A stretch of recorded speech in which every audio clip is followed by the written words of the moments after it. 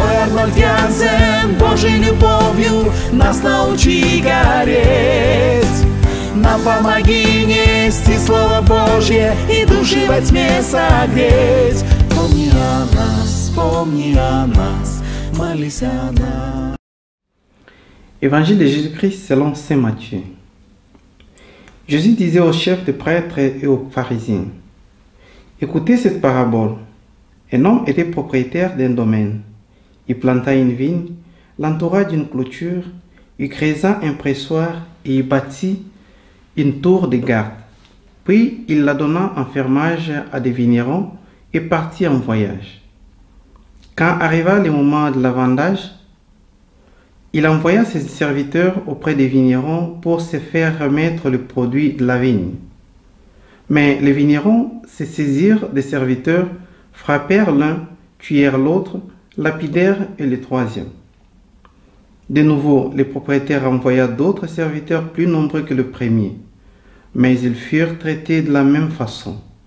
Finalement, il envoya son fils en disant: ils respecteront mon fils.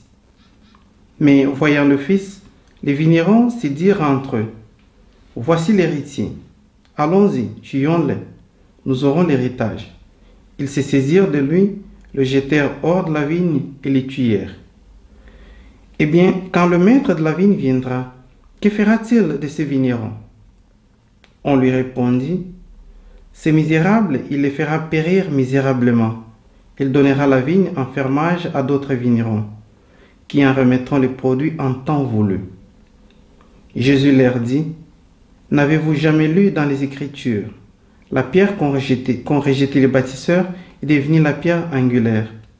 C'est là l'œuvre du Seigneur, une merveille sous nos yeux.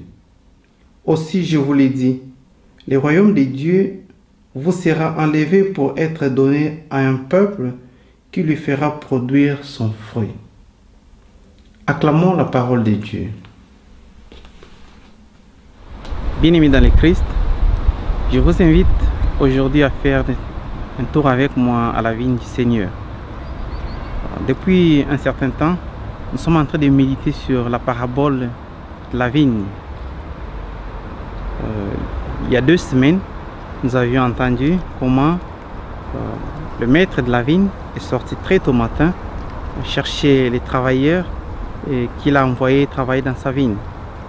Et la semaine passée, il a envoyé ses propres enfants travailler. Le premier qui dira oui je pars, mais n'était pas parti. Et le second qui dira non, mais après être converti, parti afin d'accomplir la volonté de son Père. Et aujourd'hui, c'est l'heure de la récolte, si l'on peut dire.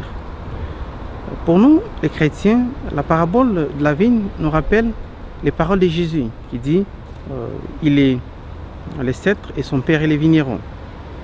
Nous pouvons transformer ou bien comprendre, interpréter ces paroles de Jésus comme pour dire que lui est le cèdre, disons, lui est les vignerons, et nous sommes les branches qui doivent porter du fruit. Et aujourd'hui, la question que l'on peut se poser, puisqu'on sait déjà dans la Bible que la vigne symbolise le peuple de Dieu. Et les vignerons, le maître de la vigne, c'est Jésus lui-même ou c'est Dieu le Père. Et nous, comme les branches qui doivent porter des fruits, la question que l'on peut se poser, quel type de fruits apporte-nous dans la vigne du Seigneur? Puisque c'est le temps de la récolte. Je pense que nous n'apportons pas les fruits attendus par le maître de la vigne. Pourquoi je dis? C'est parce que dans la première lecture, selon les paroles du prophète Isaïe, le maître de la vigne exprime son mécontentement, son étonnement du fait, et il se demande que faut-il encore faire ce qu'il n'a pas pu faire pour sa vigne. Et ce questionnement ou ce mécontentement exprime le regret après avoir tout donné, pris soin de sa vigne, envoyé les gens travailler, ses propres enfants. Mais maintenant, quand vient le temps de la récolte, c'est la déception. Et la question est pourquoi? Et aussi ici, lorsque nous parlons des fruits, les fruits ici, nous ne sous-entendons pas les fruits et les grains que l'on peut récolter dans la vigne. Mais ici, nous sommes en train de parler de la vie morale. Comment devrait vivre le peuple de Dieu, puisque nous sommes justement les branches dans la vigne du Seigneur. Quel doit être le mode de vie, le style de vie des peuples de Dieu? Comme pour dire que, et si l'on regarde encore la première lecture, on se rend compte qu'on ne s'est pas bien conduit, on s'est méconduit, c'est pourquoi le maître de la vie ne fait qu'exprimer son mécontentement. Dieu attend de son peuple la paix, mais malheureusement, le peuple est en train de vivre dans la guerre. Il attend,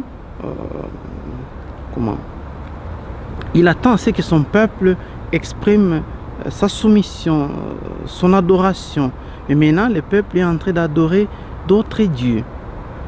Dieu attend la justice, mais il y a l'injustice qui prend les corps. On peut dire que Dieu a semé l'amour, mais il est en train de récolter la haine. Dieu attend à ce que le peuple soit uni et vive dans l'harmonie.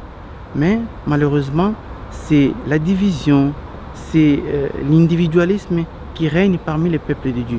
Voilà l'histoire, notre histoire, l'histoire de notre infidélité envers Dieu. C'est pourquoi l'on dit que le maître de la vigne, Dieu, est découragé avec notre façon de vivre, avec notre vie morale.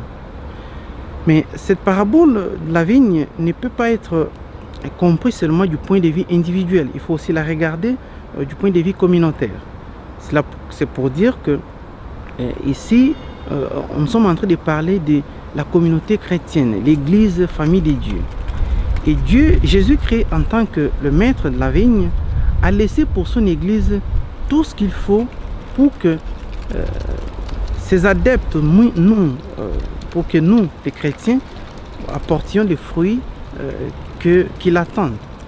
Il nous a laissé, il a laissé à son église d'abord la parole, la Bible, qui est la parole de Dieu, puisque celui qui ne connaît pas la parole ne connaîtra pas Dieu. Saint Jérôme nous l'a dit. Il nous a laissé les sacrements, tous les sacrements pour que nous puissions exceller dans notre vie de foi. Les sacrements, par exemple, les sacrements de la prêtrise, pour conduire le peuple de Dieu sur le chemin de la sainteté. Nous avons les sacrements des réconciliations à travers lesquels nous recevons la rémission de nos péchés. Nous avons les sacrements de la confirmation qui fait de nous des soldats et des défendeurs de notre foi. Nous avons les sacrements de l'Eucharistie par lesquels Dieu nous nourrit de son propre corps et son sang. Nous avons les sacrements de mariage à travers lesquels les époux sont appelés à garder la communion et l'amour entre eux. Voilà les styles de vie que Dieu attend de ses enfants ou de membres de son église à qui il a laissé tout ce qu'il faut afin d'apporter les fruits qu'il attend. Mais pourquoi alors nous ne sommes pas en mesure d'apporter ces fruits? Exactement puisque nous avons rejeté la pierre angulaire. La pierre angulaire ici sous-entend Jésus-Christ. Nous refusons d'adopter les styles de vie que nous apporte Jésus. Abandonner la vie des péchés et prendre la vie de sainteté. Nous refusons les perspectives, les horizons que Jésus nous ouvre. Nous choisissons même de mettre de côté son message, de faire taire ses témoins et menons même une campagne contre l'Église. Voilà pourquoi nous ne sommes pas en mesure de porter les fruits que Dieu attend de nous. Et aujourd'hui, puisque nous continuons à réfléchir sur cette parole de la vigne, nous nous demandons, que dois-je faire? Maintenant, remettons la question du point de vue individuel, que chacun se pose la question, que dois-je faire afin d'apporter les fruits que Dieu attend de moi? Fruits du point de vue moral, spirituel et du point de vue aussi communautaire, en tant que communauté et peuple de Dieu. À chacun de répondre à cette question.